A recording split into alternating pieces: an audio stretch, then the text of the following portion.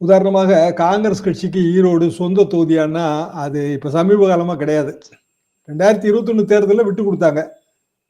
ஏன்னா பெரியார் ஃபேமிலியில இருந்து ஒருத்தர் நிக்கட்டும்னு இவர் திருமகன் போட்டியிட்டார்.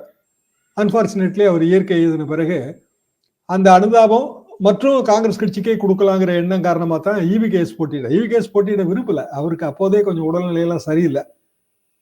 முதலமைச்சர் தான் ரொம்ப வற்புறுத்தினார் அவர் போட்டியிடணும்னு சொல்லி. அவர் போட்டியிட்டால் அவர் இயற்கை எழுதிய பிறகுதான் இந்த தேர்தல் நடக்குது. இப்ப ஈரோடு இயல்பாக அது திமுக தொகுதி தான். இப்ப இதே சந்திரகுமாரே 2011 அதிமுக சார்பாக கூட்டணி கட்சியில அதே ஈரோட்டுல நின்னாரு. 50% மேல ஓட்டு வாங்கியிருந்தாரு. 2016 அவர் போட்டி டிஎம்டிகே, அதாவது அவர் விஜயகாந்த் ரசிகர் மன்ற தலைவராக அவர் அரசியல் வாழ்க்கையை துவங்கினார். அதன் பிறகு வேட்பாளர் ஆனார். ஒரு முறை எம்எல்ஏ ஆயிட்டாரு. 2016 வரும்போது மக்கள் நல கூட்டணி முடிவை அவர் எதிர்த்தார். ஆனா பிரேமலதாவோட இன்சிஸ்டன்ஸ் மக்கள் நல கூட்டணி, விஜயகாந்த் முதல்வர்னு சொல்லி அந்த கூட்டணி போட்டியிடும் போது சந்திரகுமார் அதுல ஒரு பார்ட்டாக விரும்பல. போட்டி தேமுதிக தொடங்கினாரு. அதன் சார்பாக திமுகவோட கூட்டணி அது 3 எம்எல்ஏ 4 சீட்டை கொடுத்தாங்க. அதுல ஒரு சீட்டு சந்திரகுமார் வெற்றி பெறல. இதே ஈரோடு தொகுதியில் அவர் வெற்றி பெறல.